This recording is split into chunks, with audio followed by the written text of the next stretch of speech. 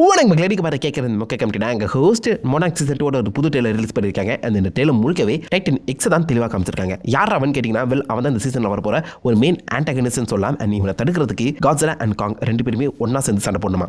But wait பண்ணு, Godzilla and காங் ரெண்டு பேருமே அதை ஃபைட் அப்போ காட்ஸிலா வர்சஸ் காங்கில் தான் மீட்டே பண்ணாங்க. அப்போ அதுக்கு முன்னாடியே ஒரு மீட்டிங் நடந்திருக்கா?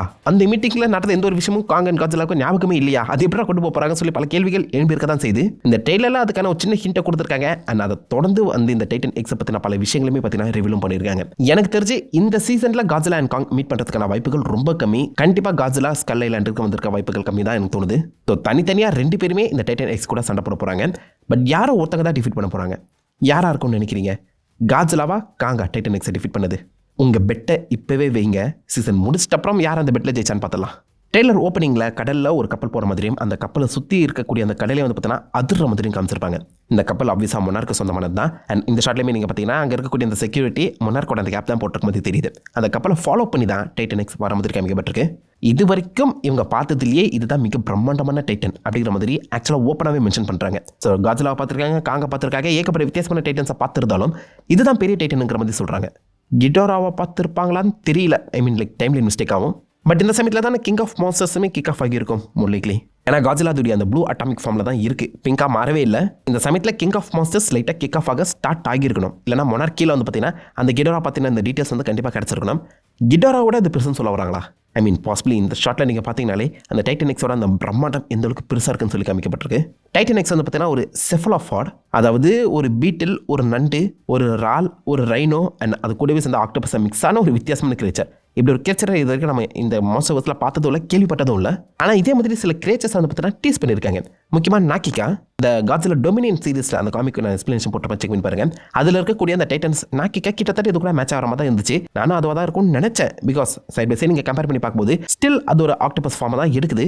பயோலூமினசென்ட்டாக இருக்கும். அதாவது கடலுக்குள்ள வந்து பார்த்தீங்கன்னா அதெல்லாம் க்ளோ ஆக முடியும். அதுக்கேற்ற மாதிரி இந்த டைட்டனுமே சில இடத்துல க்ளோ ஆகிற மாதிரி காமிச்சிருக்காங்க. டைட்டனஸ் நாக்கிகாவை பார்த்து பல செயலர்ஸ் பயந்து தான் வந்து பார்த்தீங்கன்னா பல ஏகப்பட்ட பிரம்மாண்டமான கதைகள்லாம் இருக்க தான் செய்யுது. அதுவே ஒரு சில இடங்களில் இந்த டைட்டஸ் நாக்கிகா வந்து பார்த்தீங்கன்னா ஒரு குரூப் ஆஃப் மக்கள் வழிபடவும் செஞ்சுருக்காங்க கடவுளா. ஸோ சேலர்ஸை பொறுத்த வரைக்கும், நாடோடிகளை பொறுத்த வரைக்கும் இந்த டைட்டன்ஸ் நாக்கிகா தான் கிரேக்கன். ஆனால் சில மனிதர்களை பொறுத்த வரைக்கும் இது கடவுளாகவே இருந்திருக்கு.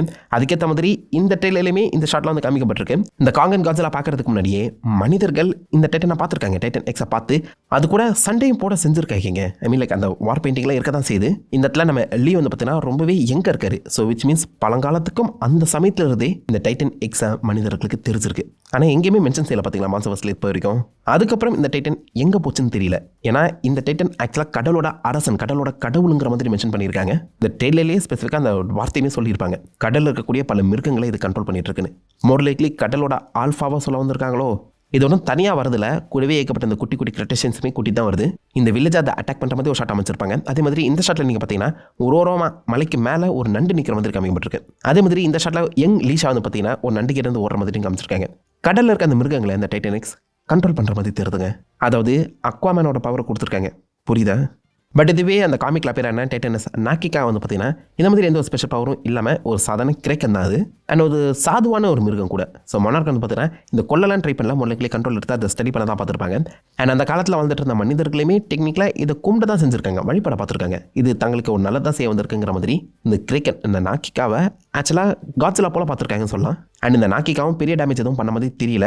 இது இந்த ஆக்டோபஸ் ஸ்பாட் எல்லாமே செக்ஷன் கப்பாக தான் இருக்குது அந்த காலத்தினால. அதுக்கும் இந்த டைட்டனுக்கும் இந்த சம்மந்தமும் இல்லாத மாதிரி எனக்கு தோணுது. அவர் மோர் லைக்லி மொனார்க் ஏதாவது தெரியாதனமாக ஒரு எக்ஸ்பெரிமெண்ட் பண்ணி இந்த நாக்கிகாவை தான் அப்படி மாற்றி விட்டுருக்காங்களோ அப்படிங்கிற மாதிரியும் கதை நகர்த்தப்படலாம். ஏன்னா லைட்டாக சில இடங்களில் இந்த டைட்டன் எக்ஸ் மியூட்டேட் ஆன மாதிரியும் காமிக்கப்பட்டிருக்கு. முக்கியமாக இதோடைய கண்கள் அந்த பீப்புள் ரெண்டாக பிரிப்பட்டிருக்கு. ஹியூமனோட இன்வால்மெண்ட் இருந்து அதனால இந்த மாதிரி ஒரு வித்தியாசமான மியூட்டேஷன் டைட்டன் எக்ஸுக்கு போயிருக்குமோங்கிற ஒரு கேள்வி எழுபதாக செஞ்சிருக்கு. அப்படி நடக்க வாய்ப்புகள் கம்மி, பட் சொல்ல முடியாதுல்ல. ஸோ ஆரம்பத்தில் நம்ம உலகத்தில் சுற்றிட்டு இருந்த இந்த டைட்டன் எக்ஸ் அதுக்கப்புறம் ஏதோ ஒரு வகையில் மாஸ்டர்வர்ஸ்குள்ள இல்லை அந்த ஆக்சஸ் மண்டின்னு சொல்லப்படுற அந்த ஆல்டர்னேட் டைமென்ஷனுக்குள்ள போயிருக்கேன். அங்கே தான் லீஷாவே மாட்டியிருக்காரு. அவரை காப்பாற்ற பெரிய தனமாக இந்த ரிஃப்ட்டை ஓப்பன் பண்ணிடுறாங்க. இந்த ரிஃப்ட் வழியாக மனிதர்களால் டேரெக்டாக வர முடியாது, ஏதோ ஒரு மான்ஸ்டரை ஃபாலோ பண்ணி தான் வர முடியும். அந்த வகையில் ஓப்பனாக அந்த ரிஃப்ட் வழியாக தான் இந்த டைட்டன் எக்ஸ் நம்ம பூமிக்கு வர மாதிரி தெரியுது. பிகாஸ் இந்த ஷாட்டில் நீங்கள் பார்த்தீங்கன்னா அந்த போர்ட்டல் இருக்குது, போர்ட்டலை சுற்றி டைட்டன் எக்ஸோட அந்த கைகள் மிகப்பெரிய ஒரு டேமேஜை ஏற்படுத்துற மாதிரி காமிக்கப்பட்டிருக்கு. அண்ட் ஆக்சுவலாக அந்த ஆக்சஸ் மண்டியில் தான் டைட்டன் எக்ஸ் நிலத்தையே பொழந்துக்கிட்டு வெளில வர மாதிரியும் ப்ரெசென்ட் பண்ணியிருக்காங்க. ஸோ இந்த டைட்டன் எக்ஸால் தண்ணியில் மட்டும் தான் வாழ முடியுங்கிற அவசியமே கிடையாது, தரையிலுமே வாழ முடியும். தரையில் இருந்தாங்க நிலத்தை புடச்சிக்கிட்டு வெளில வருது. அண்ட் ஸ்பெசிஃபிக் ஷாட்டில் நீங்கள் நல்லா பாஸ் பண்ணி பார்த்தீங்கன்னா அதோட அந்த ஃபேஸ் ஸ்ட்ரக்சர் என்ன மாதிரி இருக்குங்கிறத உங்களால் பார்க்க முடியும். ரைனோ போல் மூக்கில் 2 கொம்புகள் இருக்குது. அண்ட் அதோடைய பாடி வந்து பார்த்தீங்கன்னா ஒரு பீட்டில் மாதிரி தான் இருக்குது, ஒரு வண்டு போல தான் அமைக்கப்பட்டிருக்கு. வண்டு இல்லைன்னா நண்டு ரெண்டுமே கலந்த மாதிரின்னு சொல்லலாம். கொடுக்குகள் கூட இருக்குங்க. ஸோ அந்தளவுக்கு ரொம்ப ஒரு வித்தியாசமான இருக்கும். தரைக்குள்ளேருந்து பொழந்துக்கிட்டு வெளில வந்து அங்கேருந்து ஸ்கல் ஐலாண்டை முடிச்சுக்கிட்டு தான் நம்ம காட்ஸிலாவை நோக்கி சண்டைக்கு போயிருக்கணும். ஏன்னா அகைன் இப்போதைக்கு இந்த போர்ட்டல் ஸ்கல் ஐலாண்டில் தான் ஓப்பன் பண்ணப்படுது. ஸோ விச் மீன்ஸ் இந்த மிருகம் ஸ்கல் ஐலாண்டில் நம்ம தலைமை கூட சண்டையை போட்டு தாங்க அங்கேருந்து கிளம்பியிருக்கு. இந்த ஷாட்டில் பார்த்தாலே தெரியும் ஸ்கல் ஐலாண்ட்லேருந்து கொஞ்சம் பொறுமையாக நடந்து அது ஆக்சுவலாக தண்ணியை நோக்கி போயிட்டுருக்கு. நம்ம தலைவன் காங்குமே பார்த்தீங்கன்னா அதை ஃபாலோ பண்ணிட்டு போயிட்டு இருக்கான். ஓரளவுக்கு டீசெண்டான ஒரு ஃபுல் லுக் இங்கே கிடைக்கிற மாதிரி தான் எனக்கு தோணுது. லைக் அகைன் நம்ம முன்னாடி சொன்ன மாதிரி ஒரு வண்டு மாதிரியான ஒரு லுக் வந்து பார்த்தீங்கன்னா எடுத்துருக்கு. அண்ட் தூரத்துலேருந்து பார்க்கும்போது இவ்வளோ பிரம்மாண்டமாக இருக்குன்னா பக்கத்தில் எவ்வளோ பெருசாக இருக்கும்னு யோசிச்சு பாருங்க. அண்ட் காங்கி இறங்கி அதை சம்பவமும் செய்ய ட்ரை பண்ணுறான். ஸோ இந்த இடத்துல காங்கிக்கு ஒன்றும் ஆக போகிறதில்ல, பட் ஹெவி டேமேஜ் ஆகிறது நடத்தப்படலாம். தலைவனுமே இறங்கி சம்பவம் செய்கிறாங்க. லைக் ஓப்பனாக ஹேண்ட் டு ஹேண்ட் ஃபைட்டுங்கிறது பற்றி நாங்கள் நடக்குது. அந்த டைட்டானிக்ஸோட அந்த ஃபேஸ் லுக்குமே பார்த்தீங்கன்னா கொஞ்சம் பார்க்க பயங்கரமாக தாங்க இருக்குது. இந்த ஷாட்டை அது கொஞ்சம் இன்னும் க்ளோஸ்அப்பில் காமிக்க ட்ரை பண்ணியிருக்காங்க. காது கிட்டலாம் ஏதோ ஒரு வித்தியாசமான அதிர்வலி அது உருவாக்குது. இதுக்கு என்னென்ன பவர்ஸ் இருக்குன்னு இது வரைக்கும் நம்மளுக்கு தெரியல. பட் இந்த இடத்துல காங்கோட ஒரு சண்டையை போட்டுட்டு அதுக்கப்புறம் அங்கேருந்து கிளம்பி தண்ணீராக அது மர்ஜ் ஆகி போயிட்டு இருக்கணும் நம்புறேன். காங்கே எங்கடா ஓடி போகிற அப்படின்னு சொல்லி தண்ணிக்குள்ளே நின்று ஃப்ரஸ்ட்ரேட் ஆகிற மாதிரி தான் இந்த சீக்வன்ஸ் அமைச்சிருக்காங்க.